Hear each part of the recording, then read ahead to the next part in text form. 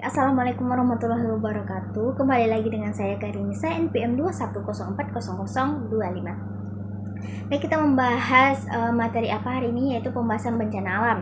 Pembahasan bencana alam ini ada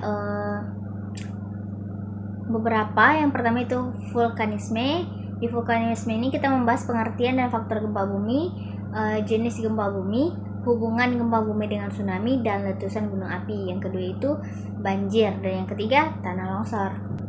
Oke, baik, kita ke pembahasan pertama, yaitu vulkanisme. Poin A, pengertian dan faktor gempa bumi. Gempa bumi adalah peristiwa alam yang terjadi ketika pelepasan energi yang tiba-tiba di dalam kerak bumi menyebabkan getaran atau guncangan pada permukaan bumi. Energi tersebut merambat dalam bentuk gelombang seismik dan dapat menyebabkan kerusakan fisik yang serius serta berpotensi menimbulkan ancaman terhadap kehidupan manusia. Faktor penyebab gempa bumi itu yang pertama, gerakan lempeng bumi. Mayoritasnya gempa bumi terjadi di daerah perbatasan lempeng tektonik di permukaan bumi. Yang kedua, aktivitas vulkanik. Ketika vulkanik atau aktivitas vulkanik yang kuat juga dapat menyebabkan gempa bumi. Yang ketiga yaitu aktivitas manusia. Beberapa kegiatan manusia seperti pengeboran sumur minyak, penambangan bawah tanah, atau aktivitas sumur geotermal juga dapat menyebabkan gempa bumi. Baik, yang poin B itu jenis gempa bumi. Jenis gempa bumi ini ada 3. Yang pertama vulkanik, tektonik, dan runtuhan atau terban. Gempa vulkanik adalah gempa bumi yang disebabkan oleh letusan gunung berapi. Yang kedua tektonik, gempa bumi yang terjadi karena pergeseran lapisan kulit bumi akibat lepasnya energi di zona penunjaman. Yang ketiga, gempa runtuhan atau terban, gempa bumi yang disebabkan oleh tanah longsor, gua-gua yang runtuh, dan sejenisnya. Yang ketiga itu hubungan gempa bumi dan tsunami dan juga letusan gunung api. Gempa bumi, tsunami, dan letusan gunung api adalah 3 bencana alam yang terkait dengan dapat menyebabkan kerusakan dan yang signifikan.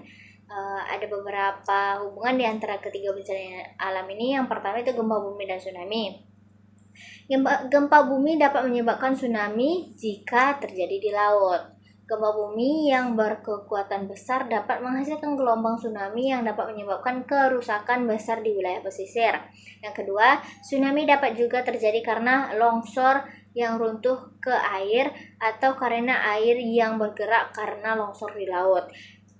Terus yang kedua itu gempa bumi dan letusan gunung api.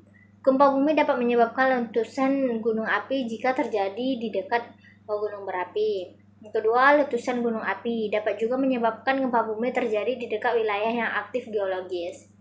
Baik, yang ketiga itu tsunami dan letusan gunung api. Letusan gunung api dapat disebabkan oleh tsunami jika terjadi di laut. Letusan gunung api yang berkekuatan besar dan menghasilkan bongkah batuan yang jatuh ke air sehingga dapat menyebabkan tsunami.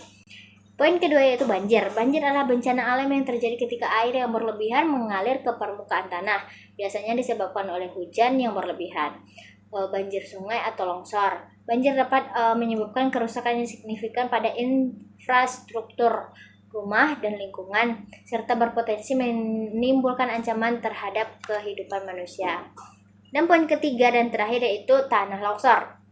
Tanah longsor adalah peristiwa alam yang terjadi ketika massa tanah atau batuan bergerak ke bawah atau keluar lereng akibat terganggunya kestabilitasan tanah atau batuan penyusunan lereng. Tanah longsor adalah peristiwa alam yang dapat menyebabkan kerusakan yang signifikan pada infrastruktur rumah dan lingkungan. Faktor penyebab tanah longsor meliputi hujan berlebihan, lereng yang terjal, penggundulan hutan, gempa bumi, kebocoran air, dan getaran. Mitigasi tanah longsor dapat dilakukan dengan cara penghijauan, pengelolaan air, dan pengawasan yang baik. Mungkin sampai di situ untuk materi hari ini. Terima kasih. Assalamualaikum warahmatullahi wabarakatuh.